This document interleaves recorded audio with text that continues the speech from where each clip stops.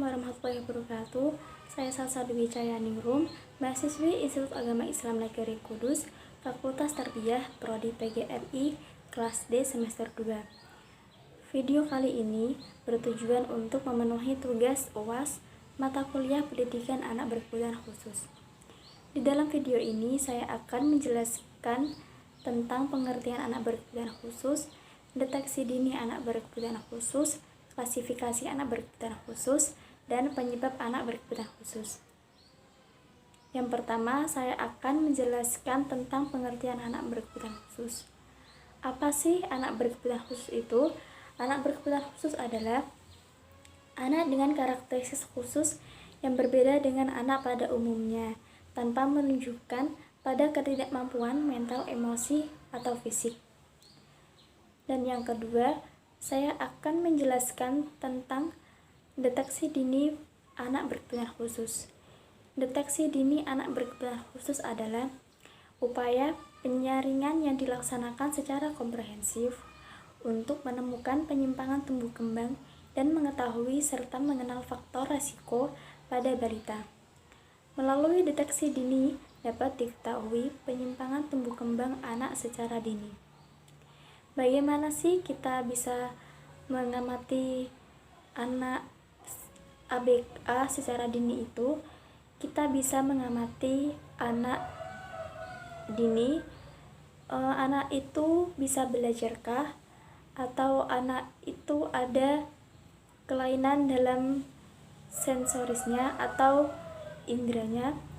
Itu yang bisa kita amati atau kita lakukan untuk mendeteksi anak berkebutuhan khusus secara dini.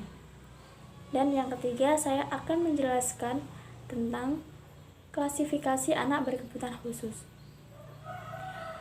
Klasifikasi anak berkebutuhan khusus menurut para ahli itu dibedakan menjadi 3 macam, yaitu anak berkelainan fisik, anak berkelainan mental emosional, anak berkelainan bakat. Klasifikasi anak berkelainan fisik bisa disebutkan yaitu tunanetra, tunarungu, dan tunadaksa. Klasifikasi anak berkebutuhan khusus mental emosional itu bisa meliputi tunagrahita dan tunalaras.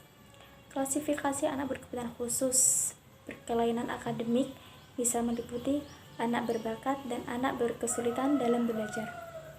Dan yang terakhir, saya akan menjelaskan faktor penyebab anak berkebutuhan khusus. Faktor penyebab anak berkebutuhan khusus ini terdapat 3 macam, yaitu sebelum kelahiran, saat proses kelahiran, saat setelah kelahiran. Dalam anak berkebutuhan khusus ini pasti memiliki faktor penyebab. Nah, faktor penyebab ini kita bisa sebutkan. Yang pertama, faktor penyebab saat sebelum kelahiran.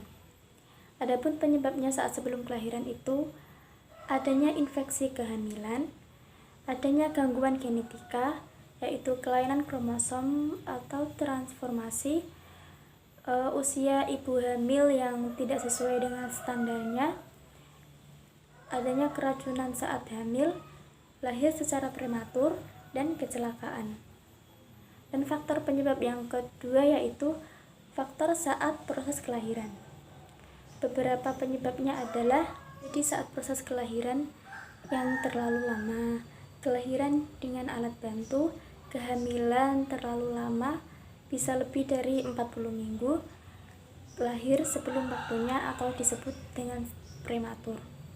Dan yang terakhir, penyebab faktor anak berkebutuhan khusus yaitu sebelum kelahiran. Adapun penyebabnya adalah adanya penyakit infeksi bakteri TBC atau virus, adanya kekurangan zat makanan, terjadinya kecelakaan, keracunan, dan imunisasi tidak lengkap.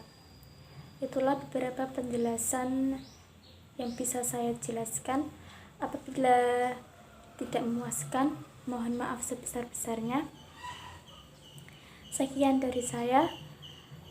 Wassalamualaikum warahmatullahi wabarakatuh.